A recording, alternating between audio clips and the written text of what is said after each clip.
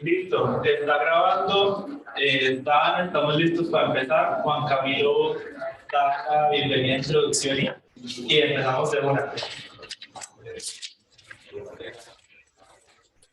Bueno, no, bienvenidos y bienvenidas a los que están conectados a quienes están conectados por Zoom y a quienes están allá en el salón, que no sé bien quiénes hay, pero me consta que Francisco y Ana María están allá. Y darle la bienvenida a Ana María, que es vieja amiga del semillero y de todos estos esfuerzos. Ella siempre ha estado muy pendiente de todo lo que ha pasado con el semillero del Pacífico. Yo conozco a Ana María desde hace ya varios años, no sé cuántos, y Ana María además ha mantenido una trayectoria de pensar todos estos temas de ciencia y tecnología e innovación, y de apoyar a nuevas generaciones en distintas estrategias para vincularse a esto de lo que va a hablar hoy, que es el tema de la formación de capital humano. Ana María ha sido siempre una promotora de que las comunidades del Pacífico tengan más acceso a oportunidades de mejoramiento a través de la educación, pero también ha sido investigadora de estos temas. Ha estado siempre pendiente de mirar, basada en evidencia, cómo son estas brechas en términos de oportunidades y de logros, en términos de mercado laboral, de acceso a educación y demás. Y siempre hemos mantenido estas conversaciones por muchos años. Entonces es un placer tener a Ana María acá y que nos cuente de estos análisis recientes que ha estado haciendo. Darle las gracias a nombre de todo el semillero por contarnos estas historias, como dijo ella hace un rato, que sea contadito, pero esas historias contadas pues siguen inspirando para que desde el semillero tengamos una discusión sobre qué podemos seguir haciendo para eso. Y lo último, también hacerle un agradecimiento y darle un crédito en público a Ana María, porque sé que ella también ha estado pendiente de los estudiantes de Palante Pacífico, ha tratado de ser un referente y un ejemplo para algunos de ellos, y que eso sea una ocasión para que a otros también se unan a esa estrategia de entrar en contacto con el resto de estudiantes de Palante, y que sigamos fortaleciendo esa red en Bogotá, a la cual puedan acudir los estudiantes y apoyarse en lo académico, pero también en aprender a vivir en una ciudad tan compleja como es Bogotá. Entonces, darle las gracias también a Ana María de manera pública por ese esfuerzo también de estar pendiente de los estudiantes de Palante Pacífico. Entonces, Ana María, adelante, muchas gracias y bienvenida a este espacio. Gracias, profe, muchas flores. Yo creo que todas hacemos un poquitico de lo que nos toca y de lo que hemos vivido. Gracias por esa presentación. Yo soy fruto precisamente del esfuerzo de muchas personas por esa lucha del acceso a la educación y cerrar esas brechas. Entonces yo creo que es lo mínimo que uno puede hacer, es continuar lo que hicieron por uno. Entonces es más que una obligación, es parte del ejercicio de ser, porque han sido con uno también lo mismo. Entonces, pues sí, esta charlita un poco como contada, no para abrumarlos con datos, porque pueden ser muy abrumadores, porque numéricamente tenemos unos datos muy críticos, pero también quiero contarles temas alentadores de lo que se ha hecho un poquito, y de cómo yo veo algunas opciones que no van a cambiar el sistema, pero que pueden darnos luces en el sistema para que sigamos investigando y viendo cómo contamos de una mejor manera, ¿cierto? Entonces, yo titulé esto un poco, me demoré mucho en darle el nombre porque no sabía cómo decirlo, sin ser muy ambiciosa, pero tampoco sin sin que no entendieran de qué les iba a hablar. Entonces, cuando hablo de cualificación de capital humano en el Chocó y para el, pues del Chocó directamente, me refiero un poco a cuáles son los niveles de formación que tiene la gente en el Chocó en los últimos años, cómo se da esa formación y quiénes cuentan y quiénes no contamos. Y cuando digo contamos, les cuento más adelante por qué no contamos. Y aunque no contamos, porque somos nosotros los que no contamos, lo que queremos que la cosa cambie. Que esa es como la paradoja que siempre es muy chistosa. Entonces, si quieres, como que empecemos con unos puntos ahí de contexto relevantes, que ustedes también ya lo saben, y es el Chocó, como uno de los departamentos del Pacífico colombiano, gradúa más o menos 4.500 estudiantes al año de bachillerato. De esos 4.500, más o menos el 25% encuentran un cupo directo en la educación superior, no necesariamente de calidad o no calidad, pues es el cupo que se abre en el Chocó directamente, virtual, no presencial, con todos los programas que hay disponibles entre el SENA, educación técnica, educación profesional. Y más o menos eso representa la tasa inmediata de ingreso de los estudiantes que se gradúan.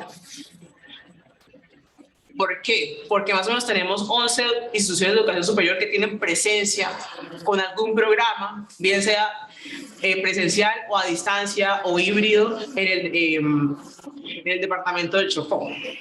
Muchos de ustedes dirán, ¿11? ¿En serio?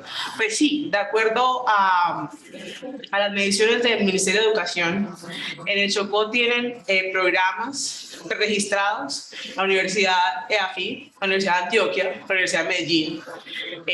No solamente la conocemos en el Chocó, como la Universidad Tecnológica del Chocó, la Universidad Remington y la Universidad Cooperativa, que ya está cerrando también su ciclo en el Chocó, y obviamente la Universidad Claretiana. Entonces ahí hay bastantes cosas de programas que se están ofreciendo de manera virtual e híbridos que están registrados en el departamento del Chocó, que la gente no tiene el conocimiento. Entonces ahí hay un dato que es importante como expandir. Luego, aquí puse que tenemos unos 10.000 cupos para atender la demanda local, porque son todos los que están vinculados en todos los niveles educativos. Entonces está la gente que está en primer semestre, segundo, tercero, y más o menos son 10.000 cupos rotantes durante todo el ciclo de vida académica. Las áreas de estudio que tienen mayor representatividad, eso lo vimos en una discusión bastante profunda con Pablo hace unos 4 o 5 años, son las ciencias sociales y humanas y las ciencias administrativas.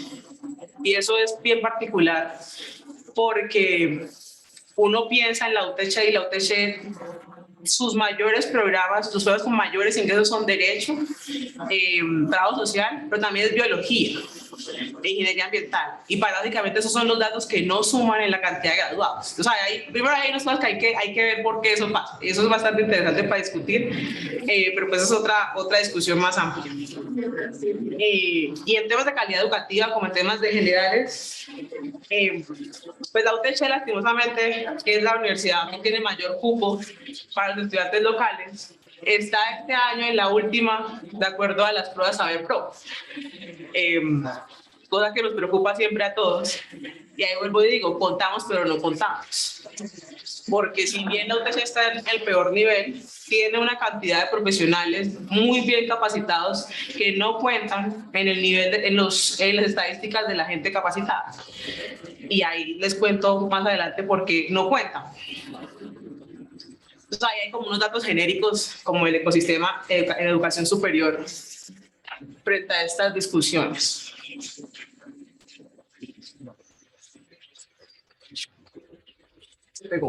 Bueno, la que sigue un poco es cómo ha sido el comportamiento de la tasa de transición inmediata de educación básica a la educación superior. Entonces, ¿qué es la tasa de transición inmediata? Es cuando uno se gradúa y tiene la capacidad de poder entrar directamente a la educación superior. Que es el ciclo natural de la educación. Entonces aquí el departamento de Chocó tiene una tasa promedio del 30%, 32% en los últimos 6 años. Y esa tasa se ve reflejada en los cupos que les comentaba que había disponibles de todas estas universidades que están registradas, y el SENA, que también es la mayor, el que más absorbe estudiantes recién graduados de los colegios. Ana María, este 30% aproximado es con el SENA incluido. Sí. Ok, ¿y sabe el dato sin SENA? Me tocaría mirarlo, pero el SENA es el que más absorbe porque el grupo del SENA es el más grande. Espera, yo tengo la computadora aquí. Ahí lo charlamos, se lo muestro una vez. Esta discusión es particular, pero si tengo los por aquí abiertos. Estaba refrescando de la memoria, esta tabla la hice hace ratito ya. Entonces, ahorita Natalia estaba revisando los datos como para no ser tan incoherente, entonces estaba mirándolos. Pero sí, el SENA es el que más absorbe. Y por eso creo que es tan alta, realmente. Entonces, a ver, le cuento. El 2017...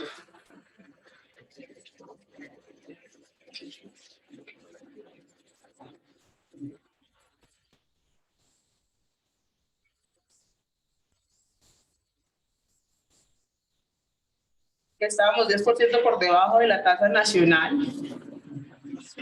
Tenemos que la matrícula a nivel técnico y profesional y tecnológico fue de 943 nuevos ingresos. Y si tenemos 2017, si tenemos 1,390, eso más o menos vamos a restarlo aquí de una vez, cuánto puede dar diferencia del porcentaje. Son 943. O sea, de los 1,390, 900 y pico eran en SENA. El SENA, pues de técnicos y tecnológicos. Exacto. En el SENA tecnológicos. Sí, esa es la mayoría, la inmensa mayoría. Es la mayoría. Entonces, más o menos ese es como el panorama de los que ingresan recién graduados. Hay un tema también en el Chocó que hay que revisar, que no está estadísticamente tan fácil de entender, y es que hay mucha gente que no entra en el primer semestre después de graduarse. Entonces, la tasa habría que hacerla porque nadie la mide. Entonces, habría que mirar qué tanto es el ejercicio de la gente que se gradúa y espera un año, 6 meses para poder entrar, pues es una tasa que habría que mirar qué tanto repercute. Pero entonces...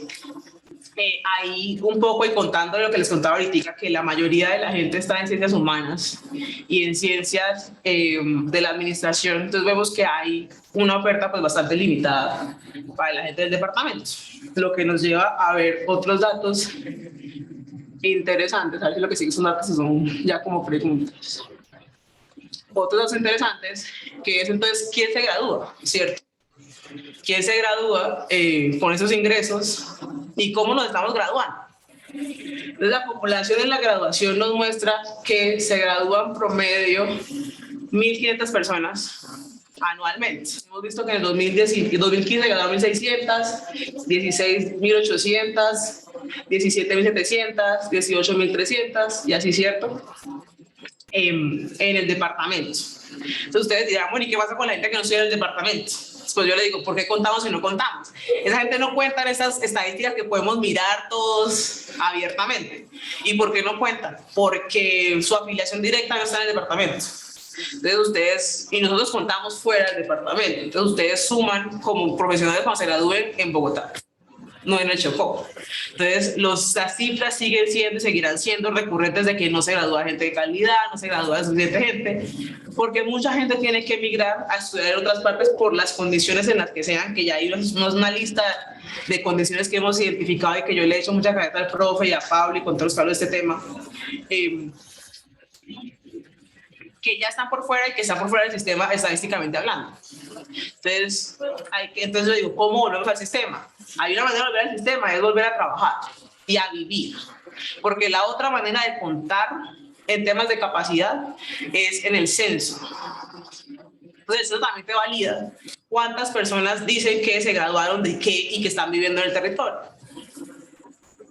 Que esa es una cosa mucho más triste, porque entonces uno esperaría que si el comportamiento del pregrado es que es donde hay oferta local, y con estos programas que son intermitentes, que van y vienen al departamento de Chocó, hay otro grupo de grados en maestría que también es realmente incipiente comparado con el nacional, pues entonces la gente que va por fuera y entra a hacer un doctorado, pues empieza a contar de alguna manera, y uno dice, cuentan cuando están trabajando, por esa gente no cuenta.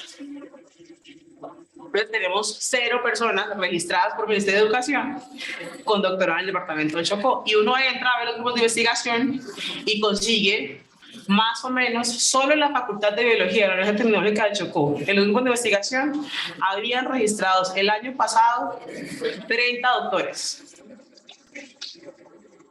Entonces vuelve la pregunta, ¿contamos o no contamos? ¿Y cómo nos contamos?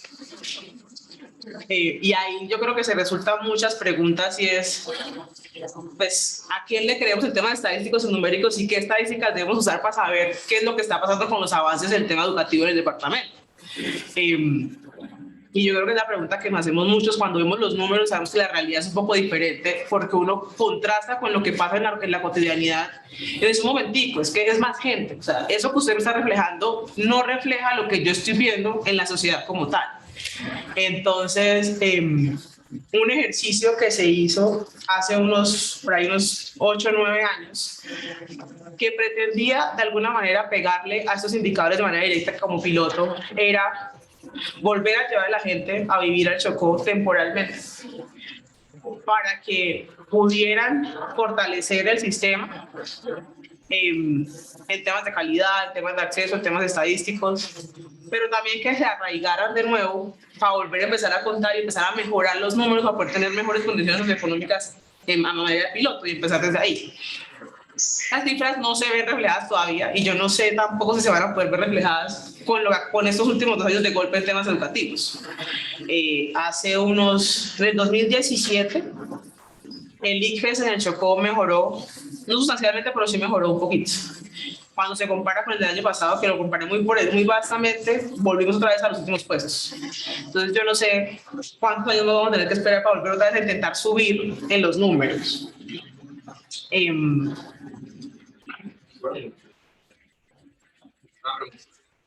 Quisiera saber qué tanto pueden afectar las cifras y las estadísticas en el desarrollo del departamento.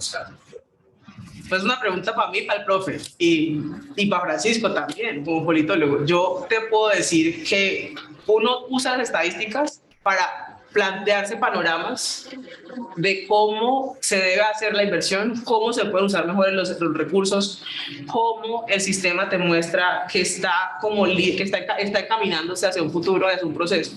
Entonces, si uno ve esta foto, uno dice, no, el Chocó se va a ir por temas sociales y humanos porque la gente se gradúa de programas de sociales y humanos. Cuando tú entras y miras, el tema laboral de sociales humanos tampoco se está desarrollando en el departamento de Chocó, entonces tampoco es por ahí. Esa no es la medida, esa no es la estrategia que uno debe tomar. Y ahí va uno como tomador de política pública y tomar decisiones como, bueno, estas estadísticas me están dando un panorama para tomar decisiones o no. Que es parte para mí de la confusión de un tomador de decisión juicioso, es esas estadísticas les permiten a ellos ver la realidad o no les permiten ver la realidad. Y ese es uno de los problemas que seguramente pueden tener ellos a la hora de tomar decisiones o no. Pues no sé porque no me ha tocado tomar ese tipo de decisiones, pero creo que es uno de los parámetros que en temas de políticas públicas inciden directamente a la hora de poder tomar mejores decisiones. Entonces sí influye mucho en que las estadísticas mejoren y sean reales, porque con datos reales tú puedes tomar decisiones reales y un poco más acertadas con la realidad de la sociedad. Pero con mayores estadísticas, no sé, de alguna manera se daría una menor inversión.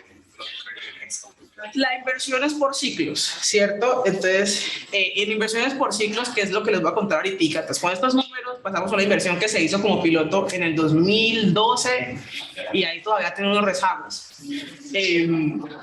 Con la información que había en su momento, se planteó unos procesos de inversión pública para decir hay que mejorar unos números y creemos que con estos números esta inversión le puede apuntar de manera a corto plazo. Y esperaría uno que esa inversión hubiera podido ser suficientemente gruesa y no tan dispersa en el tiempo para poder ver si sumó o no sumó las estadísticas. Entonces, les voy a contar, profe, aquí el cuento de los proyectos de formación y de los jóvenes, que solo uno le pega a la calidad en el ICFES y otro en educación superior. Un poquitico. Y que pronto te pueda ayudar a responder la pregunta de si sumo o no sumo, si mejora o no mejora. Ana María, antes de que siga, es que creo que esta tabla es clave para contrastarla con la anterior.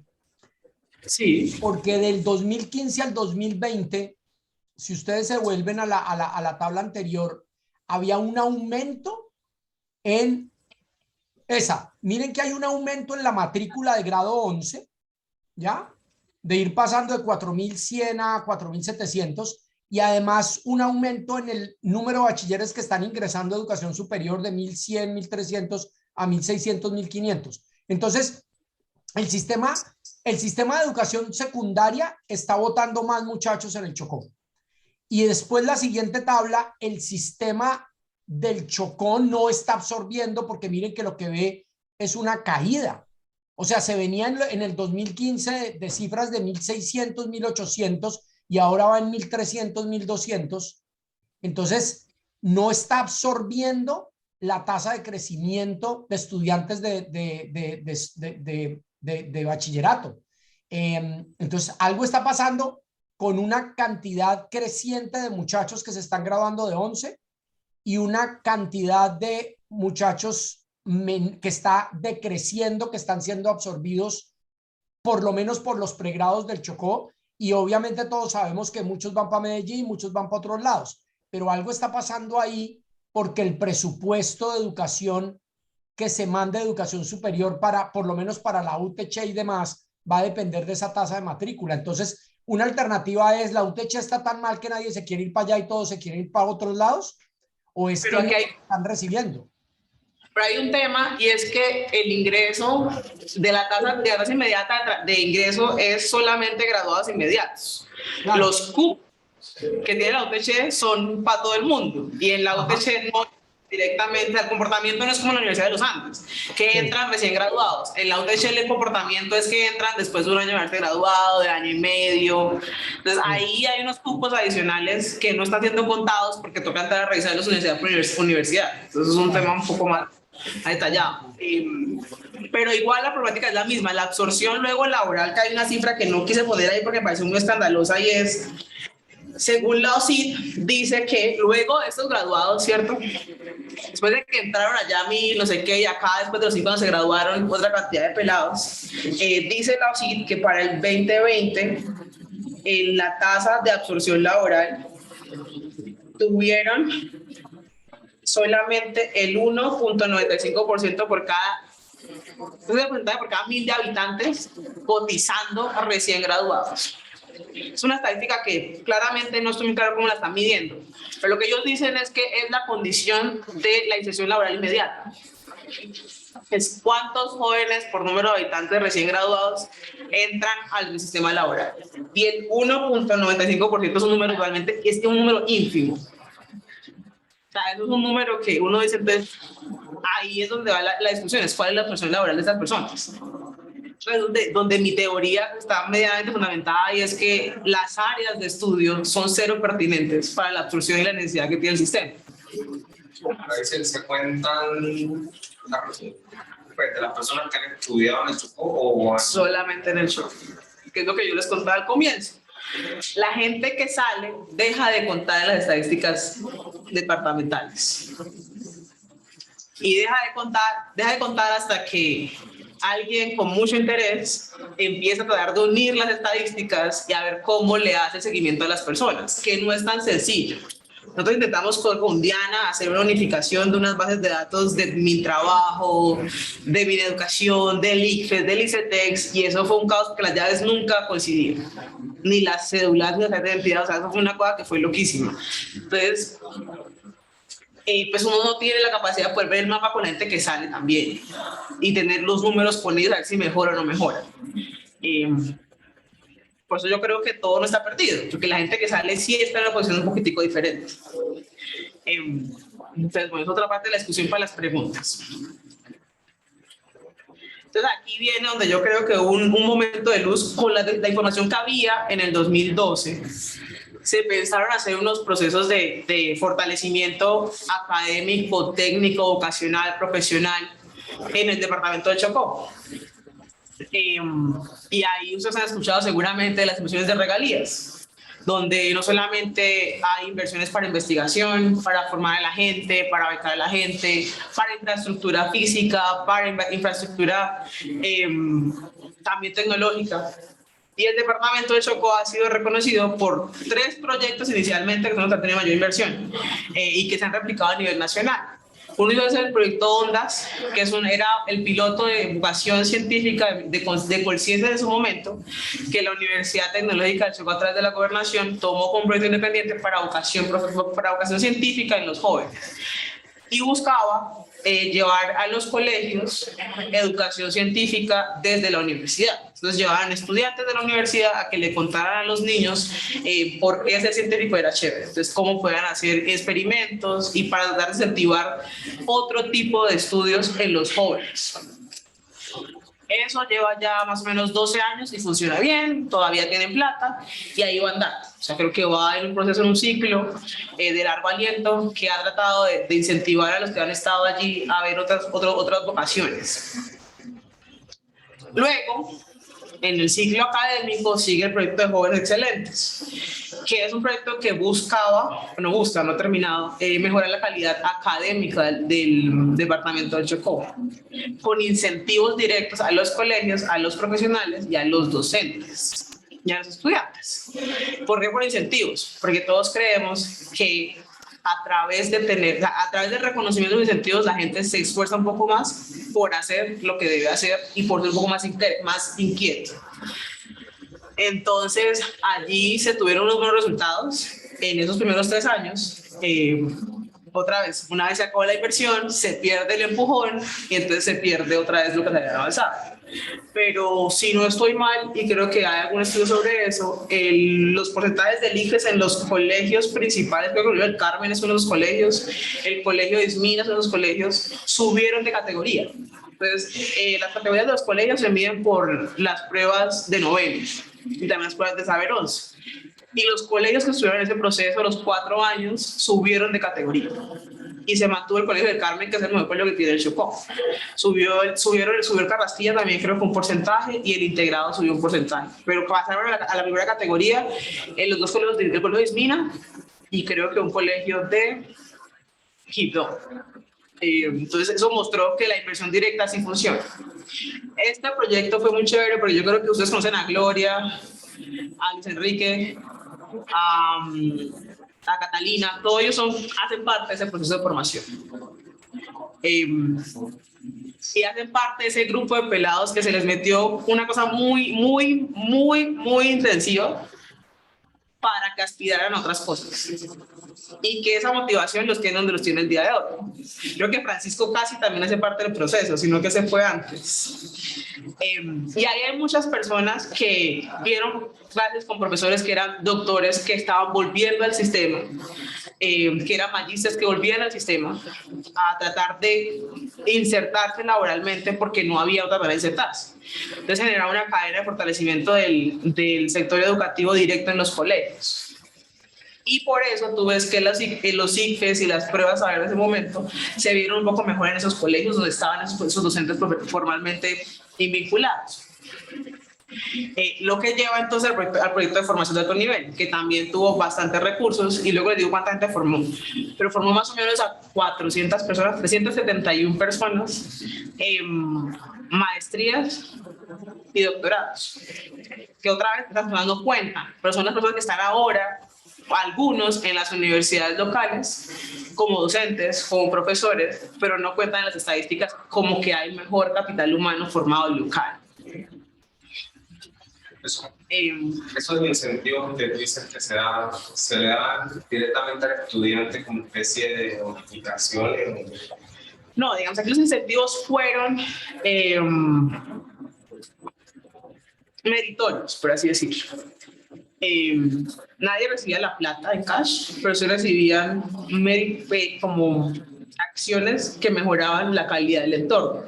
Entonces, por ejemplo, hubo una cosa que se llamaba como unas competencias de saber, más o menos, que eran como unas pre-ICFES, más o menos, entonces una competencia por niveles con diferentes colegios del departamento, y el colegio que ganara se llevaba, por ejemplo, una mejora o una dotación de una sala, o se llevaba un recurso para comprar lo que necesitaba el colegio, se podía llevar, como tenía una bolsa de recursos para mejorar condiciones académicas y el entorno físico de la institución educativa. Entonces, claro, los rectores, los papás, los niños todos estaban involucrados en que fueran los ganadores para recibir ese incentivo. Entonces, pues estudiaban mucho más, eran mucho más dedicados, tenían motivaciones para además mejorar la calidad académica, pero para recibir los incentivos. Pero yo creo que esos incentivos también se dan como individualmente acá en estudiantes, porque hay competencias, por ejemplo, de matemáticas, cosas así. Que el estudiante que quedara en el primer nivel ganaba un computador o cosas así para mejorar. Eso no era plata, pero era temas como, eran premios que eran más motivantes que un tema de que te puedas ganar un recurso económico o algo. Yo era mucho más las ganas de ganarse y decir yo soy el mejor y yo puedo, lo que motivaba a los jóvenes a otra cosa. Y esos pelados que ganaron, yo creo que todos lograron además seguir con esa motivación hacia otros procesos. Y entonces ahí había una serie como de acciones que también surgieron con ese otro proceso, que es el proceso de formación de alto nivel, donde les cuento que se formaron magísteres, doctores a nivel nacional e internacional, y que luego entonces empieza una de las discusiones más grandes que yo tengo siempre, y es ¿qué hace una persona que se gradúa de una maestría y doctorado con la situación estadística que tiene el departamento de Chocó para reintegrarse laboralmente al departamento? ¿Cómo entra otra vez a trabajar en el departamento? Entonces los académicos o los que hacen temas académicos muchas veces logran un nicho nuevamente en la universidad, y en ese nicho en la universidad pues son docentes, y de alguna manera uno esperaría que traten de mejorar la calidad académica de su programa de trabajo, grupos de investigaciones realizadas con pares, y uno esperaría que en el largo plazo eso se reflejara en las estadísticas ya de producción científica, más que en las académicas, que eso sí requiere un poco más de complejidad. Y eso es un tema de las valientes. Eso sí no se ve reflejado como tan rápido, sino por ahí, digamos, unos 10 años donde haya mucha más producción científica y pueda ser validada localmente. Y ahí sí cuña para todo el que haga investigación fuera del Chocó, si quiere ayudar a las estadísticas del Chocó, tiene que vincularse a un grupo de investigación en el Chocó para que cuenten sus artículos en el Chocó, si no, no cuentan. Entonces, todo lo que investigamos nosotros cuenta acá y no cuenta allá. Entonces, cuña para el semillero, que nos unamos con un semillero en el Chocó para que cuenten las investigaciones también allá. ¿Cierto, profe? Esa es una cuña ahí importante. Pero además lo habíamos tratado de conversar en alguna vez con el rector de la UTC exactamente en ese sentido, de crear semillero allá, y en algún momento incluso tratábamos de conversar con Silvia para precisamente tratar de crear como pares en Bogotá y en Quibdó que quisieran trabajar en temas comunes. Pero de parte de la rectoría se fue haciendo difícil y no pudimos avanzar en eso. Otro problema que no mide las estadísticas, y es la parte administrativa de las entidades. Eso no lo mide las estadísticas. Pero entonces, para contarles que un aliento un poco es lo que se ha tratado de hacer, de cómo mejorar la capacidad, así no cuente, porque hay maneras indirectas de contar, y es como tú multiplicas el efecto de ser una persona formada y mejorar la calidad de otros que sí están contando internamente en números estadísticos. Entonces, como tú vuelves una persona que es profesora al sistema educativo y puede mejorar la docencia en el territorio. ¿Qué más de estos dos? No, pues la inversión de estos dos procesos creo que sumó un poco más. Uno fue 43.700 y el otro fue como de 32 mil millones de pesos, más o menos 100 mil millones de pesos en un proceso de 4 años. Y pues hay mucha gente que uno conoce que está posicionada en otros espacios, que está tratando de trabajar por el Chocó desde afuera. Y eso es para decirles que las estadísticas sí son bastante desmotivantes, pero hay otras maneras de verlo, que es la realidad. Y es que los que no contamos siguen haciendo trabajo por el departamento de Chocó. Entonces, que es la dicotomía un poco de si contamos o no contamos y cómo contamos. ¿Y qué es lo otro que les quería comentar?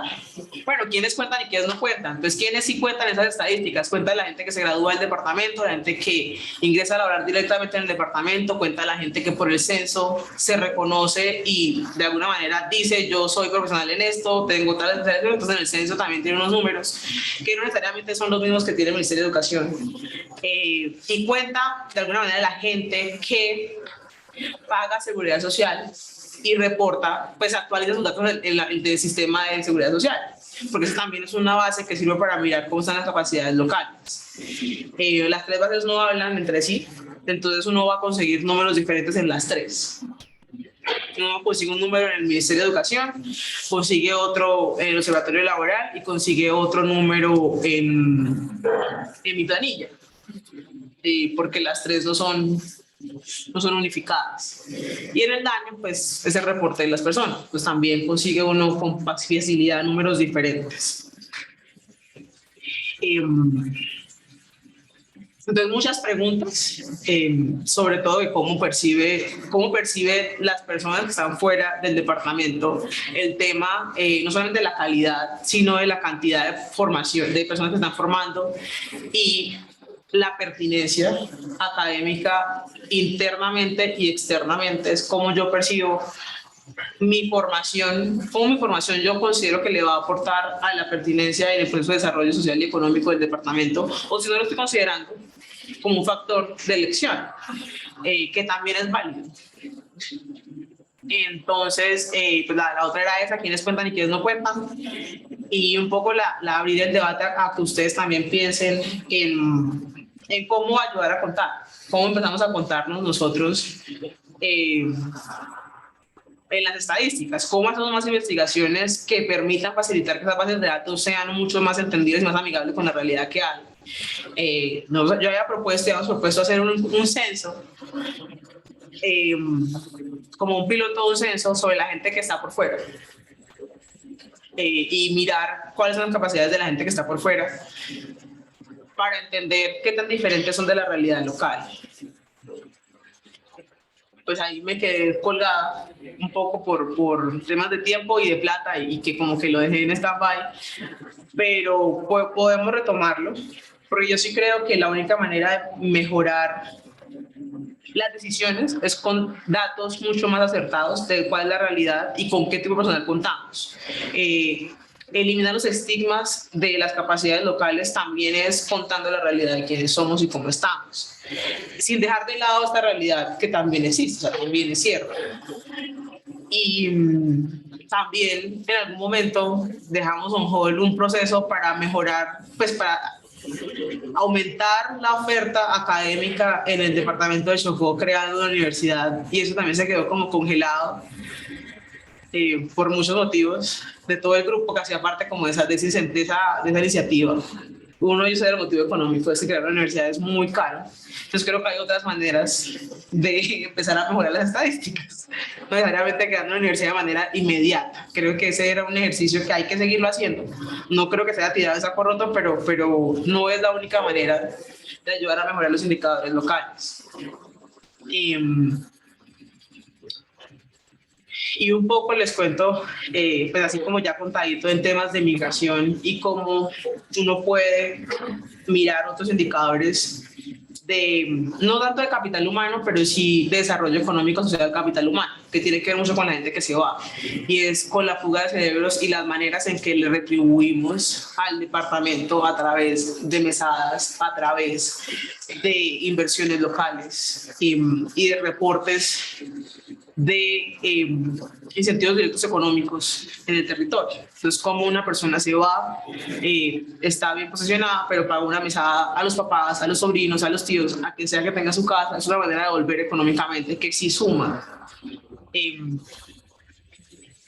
no está fácil de medir todavía en Colombia. Las mesadas intermunicipales, pues como interdepartamentales, no están como tan fáciles de medir numéricamente, pero sí existe el mecanismo para medirlos.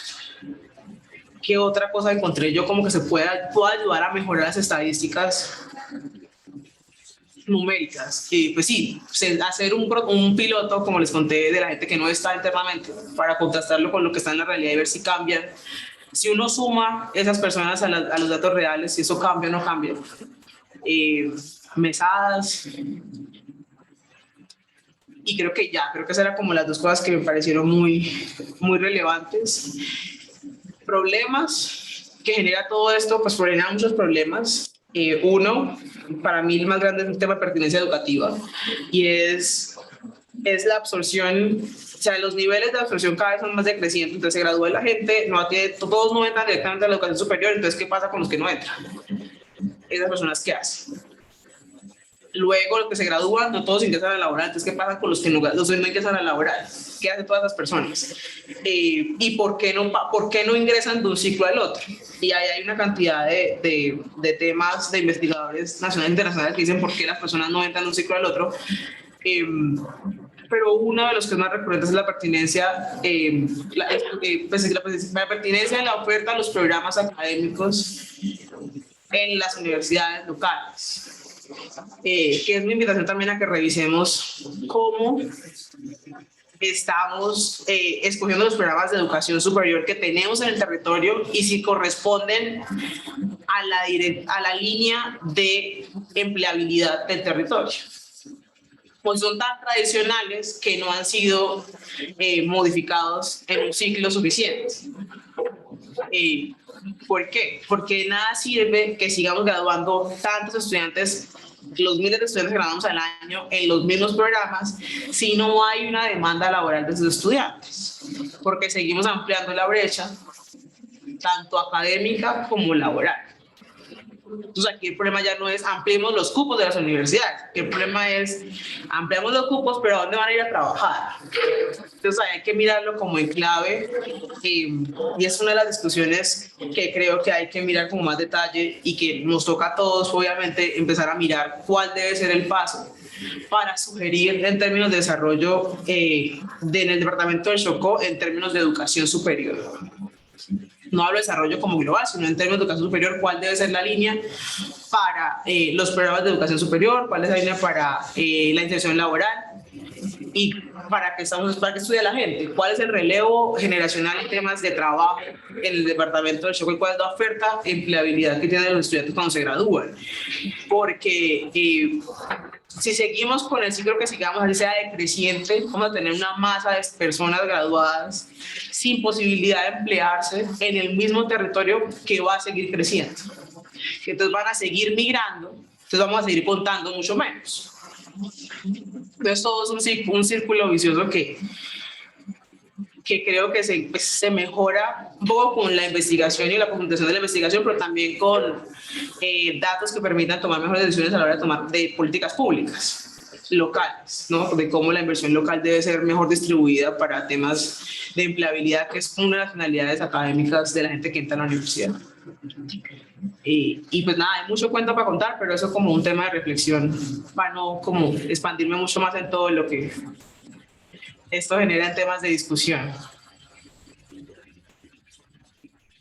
Y porque sé que me imagino que hay más preguntas sobre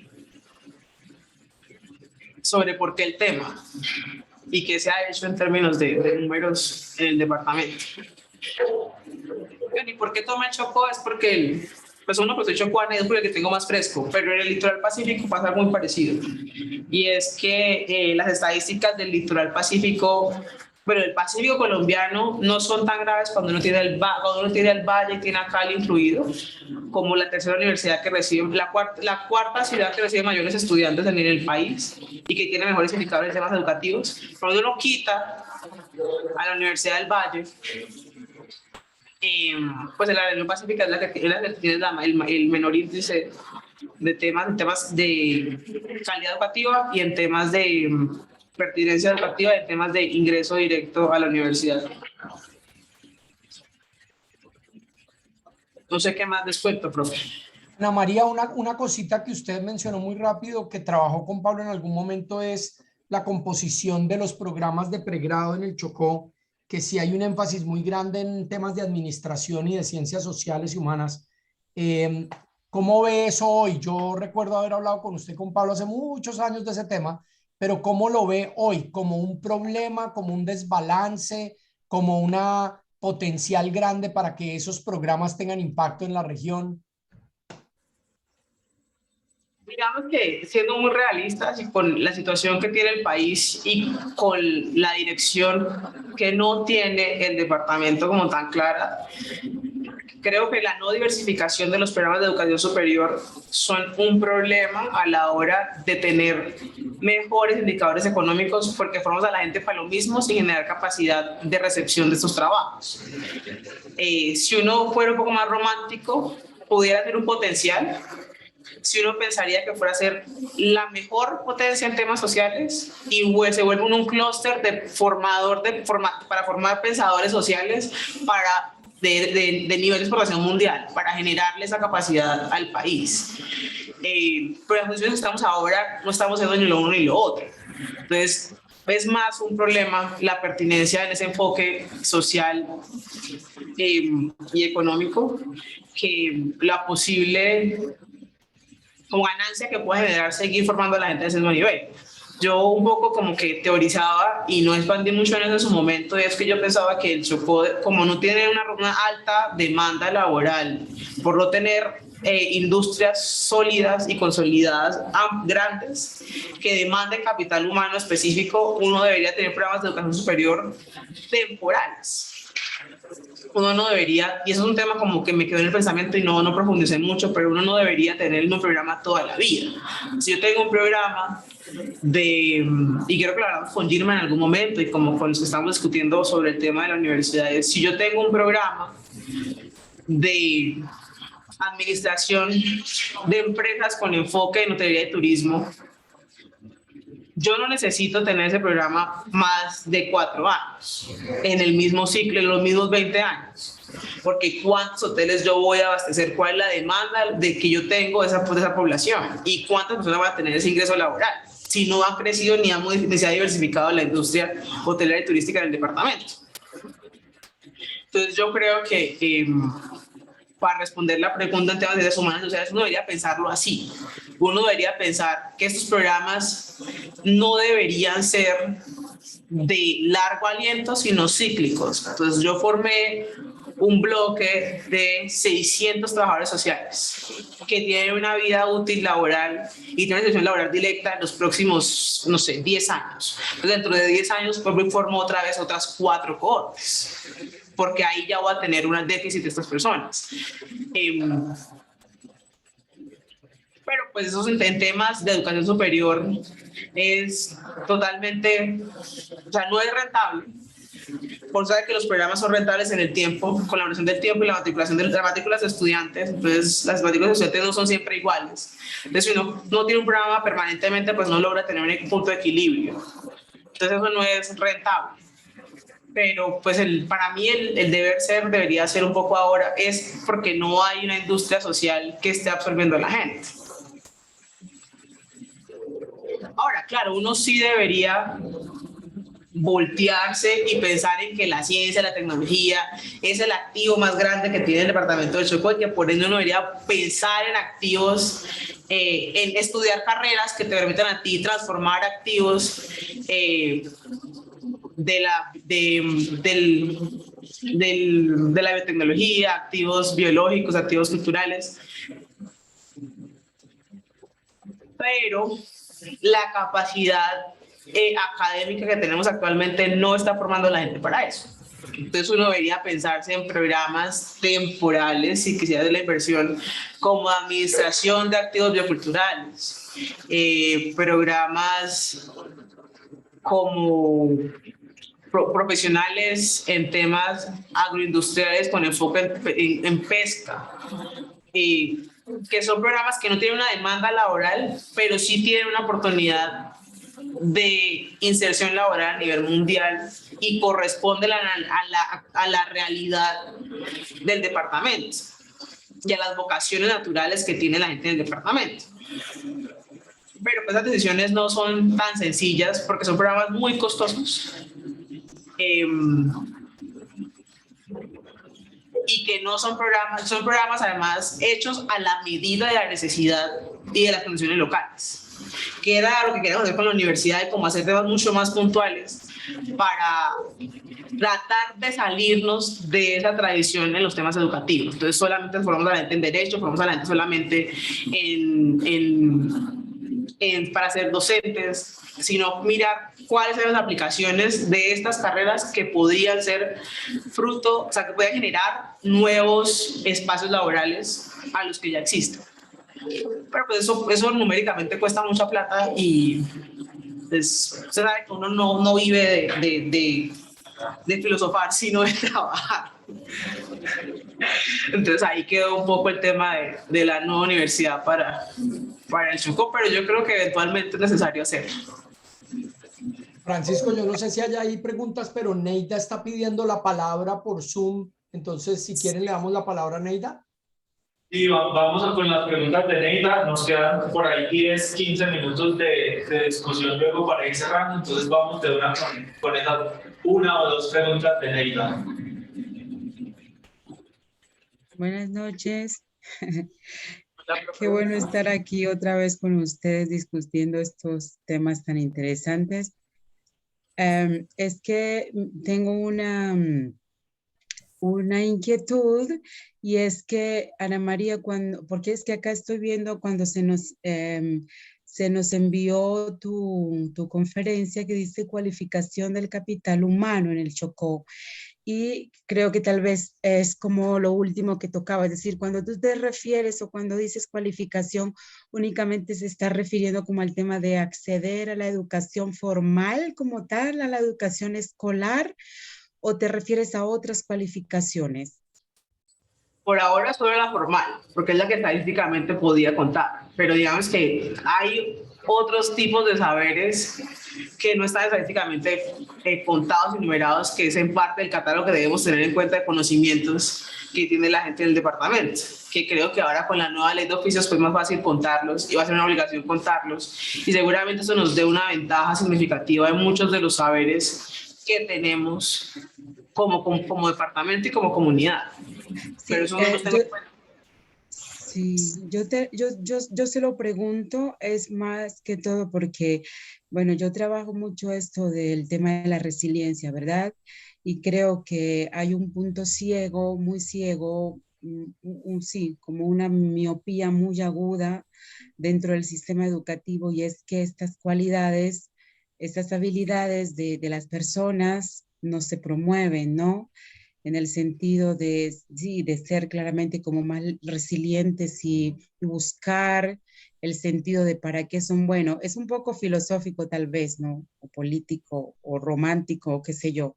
Pero digamos como que yo veo que esto no se promueve, no se trabaja en el sentido también como motivacional, ¿no? De la vocación, de lo que aspiras, de qué te puede ayudar a salir adelante con la habilidad con la que cuentas, porque claramente pues tal vez no todos somos muy buenos para acceder, no sé si para acceder, pero digamos como para la educación más escolarizada, porque digamos como que en mi investigación yo que encontré, o sea, como que los muchachos dicen, ay, no, eso mucho tiempo, 5 años, eso yo no, yo quiero hacer algo corto, y que me dé plata, por ejemplo. Ellos dicen así, ¿no? Pero entonces ellos no están pensando tampoco, o digamos, o el sistema, o sus padres, los maestros en los colegios no están pensando en qué otras habilidades y qué otras posibilidades pueden venir promoviendo según qué habilidades en los estudiantes, ¿no? Eso no se piensa. Y es una cosa mucho más como, sí, no sé, del ser humano, de cualificarlo, de mostrarle cuáles son sus potenciales, cuáles son sus habilidades y cómo las puedes, sí, potenciar para salir adelante. Eso no se trabaja. Entonces me parece como que ahí hay un punto bastante ciego en el sentido de cómo cualificar, de cómo motivar, incluso de cómo dar una orientación mucho más pertinente, mucho más para la vida de los estudiantes, porque claramente si hablamos del departamento como del Chocó o de los sectores marginados, pues mucha gente ya sabe, asume por entorno de que la educación superior y según qué universidad no es para ellos. Entonces, ¿cómo promover y cualificar estas habilidades de tal manera que, no sé, les ayude más o sea más adecuada a su entorno o que tal vez la revisen y digan, no, yo me enfoco por aquí y con esto puedo tener éxito en la vida. No sé, es como, me alargué tal vez. Gracias. No, pues mira, un poco de las cosas nuevas que sé que están pasando y que pues nos tomaremos un par de años para saber esos números y cómo están y quiénes son y empezar a construir a partir de ahí es con la nueva ley de oficios. La nueva ley de oficios incluye al Ministerio de Trabajo, a Mineducación, creo que, y a todos los ministerios realmente, y los obliga a generar un marco de cualificaciones para las personas que tienen esos saberes y que de alguna manera no han sido escolarizados, para poder tener un catálogo de cuáles son esas cualificaciones, qué hacen, cómo lo hacen y también contar con esas capacidades como parte de las cualificaciones de las personas. Como eso es nuevo, pues seguramente tomará un par de años en tener la primera línea base, pero creo que eso permitirá también expandir lo que usted hablaba. Eso también permitirá ver, pues, que la gente vea otras alternativas a la hora de formalizar sus conocimientos y por ende ingresar al tema laboral. Pero sí estamos pues en temas de estadísticas, en temas numéricos, no tenemos muchos datos que nos permitan identificar este tipo de cualificaciones todavía. Estamos trabajando en ello. Pues el país está trabajando en teoría en eso. No digo estamos porque no estoy mirando eso, pero es parte del ejercicio del país ahora para poder incorporar ese tipo de cualificaciones que usted habla dentro de los números de cómo está la gente y qué hace la gente.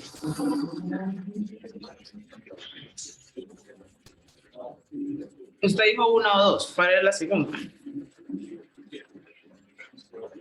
No, era eso, solo que me alargué. Ya, gracias.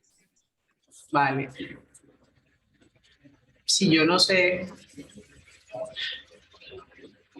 en temas de cualificaciones no técnicas ni profesionales, sino de saberes, de saber hacer,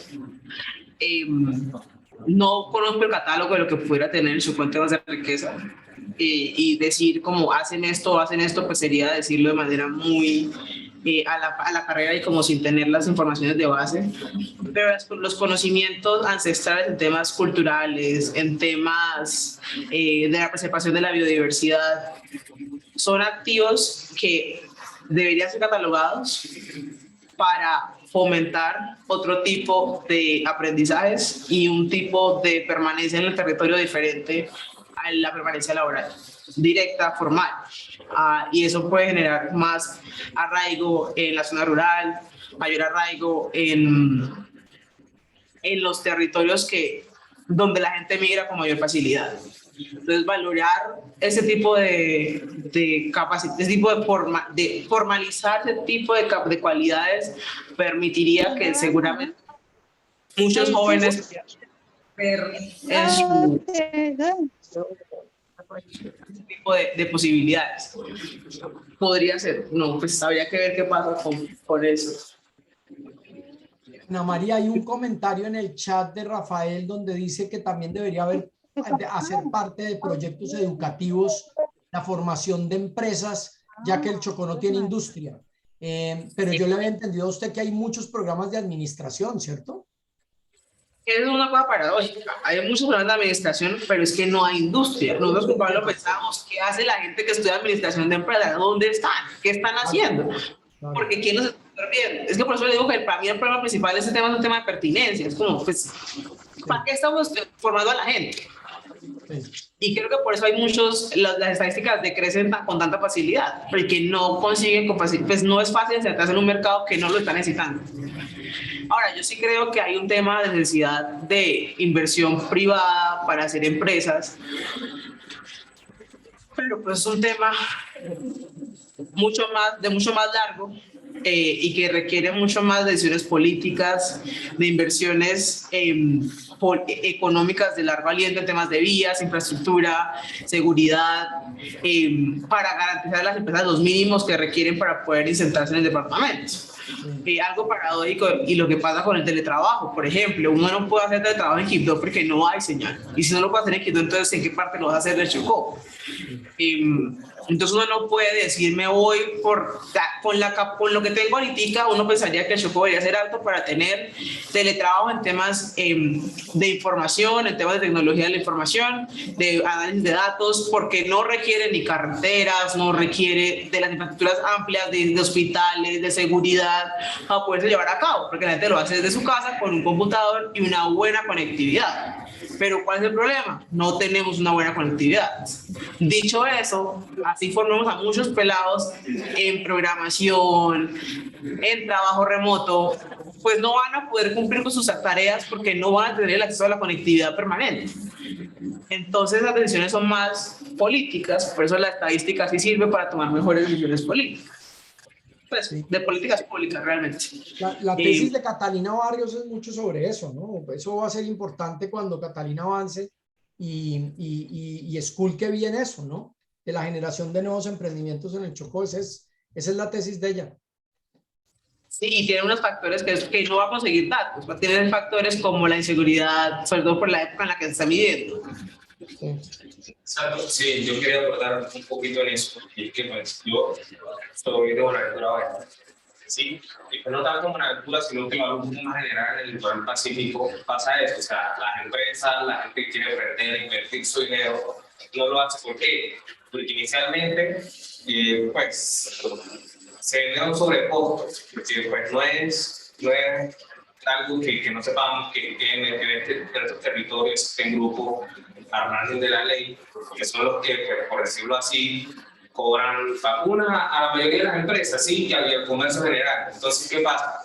La gente pues, prefiere invertir en otros lados, salir a otros territorios, y pues, primordialmente por eso no se genera la cantidad de empleo y pues la posibilidad de acceso laboral en esos territorios, básicamente por eso, o sea, ese creo que es el índice principal y el motivo por el cual no se genera el tipo de inversión. Sí, la seguridad sin duda es uno de los factores determinantes a la hora de temas de tomar decisiones en temas de políticas públicas y tal vez en el Pacífico es de las cosas que más nos ha costado resolver o siquiera ni siquiera empezar a mirar. Tienen que ver con la educación en gran medida, pero también con la toma de decisiones de políticas públicas. Y es cuál es la apuesta en temas de seguridad y cuál es la apuesta para combatir la situación, el fenómeno de la inseguridad y lo que lo ocasiona. La educación sí no es un factor que genera un espacio del buen uso del tiempo de los jóvenes y la gente que entra al sistema educativo, pero otra vez, si se gradúan y no tienen qué hacer, pues ya el sistema no les está permitiendo no hacer otra cosa. Entonces, eso no es tan a la ligera. Yo creo que eso sí, pues no tengo mucho el contexto como de todos los factores que implican el tema de seguridad a la hora de generar políticas públicas de seguridad, pero sí creo que uno debería considerar obviamente empleabilidad, trabajo, pues educación, las cualidades como del entorno, y los temas sociales, socioeconómicos, del uso del tiempo libre de la gente, que en últimas, el caso de Buenaventura, el caso de Quibdó, el caso de Tumaco, el caso de Guapi, el caso de Tembiquí, es que el reclutamiento de jóvenes que en muchas ocasiones están haciendo su tiempo libre en las calles y no en un espacio donde no están como protegidos de la violencia. Y por eso otra historia que creo que no sé a quién le interesa estudiar temas de guerra, que es la persona que podría de alguna manera darnos ese panorama más claro. La economía de la guerra tiene mucho sobre eso, sobre cuáles son los factores que inciden en los conflictos en un territorio. Habría que leer sobre eso para saber cómo tomamos datos de allí para mejorar, pues para teorizar un poco mejor sobre la situación socioeconómica y de seguridad en el litoral. No sé, profe, si usted sabe quién le interesa estudiar sobre economía de guerra. No, pues eso lo hace mucho el CCED. Hay que hablar con María Alejandra Vélez, que sabe mucho de eso. Que seguramente tendría unos datos ahí para dar luz sobre cómo mejorar,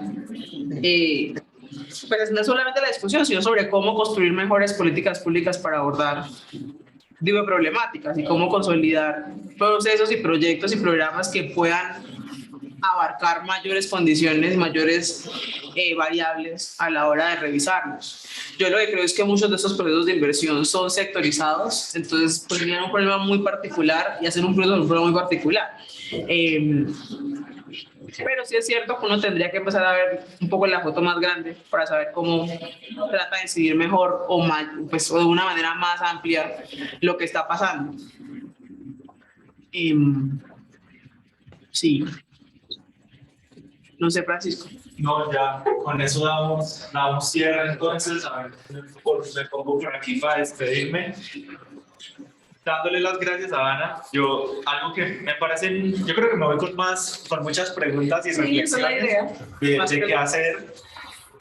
Y me gustó mucho como esa crítica muy fuerte a los datos y cómo estadísticamente se invisibiliza mucha parte de la población, y además que en el Pacífico sí que sabemos de invisibilidad estadística.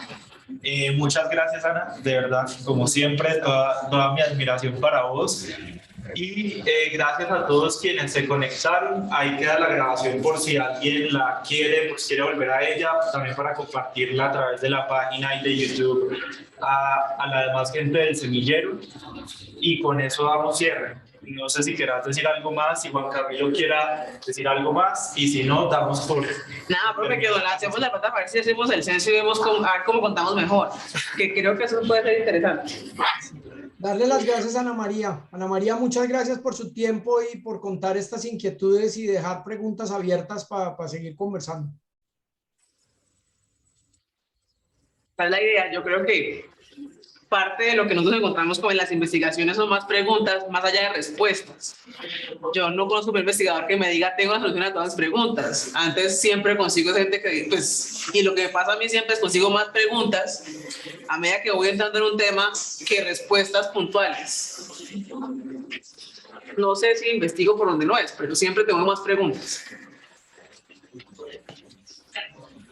Muchísimas gracias. Chao, chao. Chao. Gracias. Hasta luego a todos, todas. Que estén bien.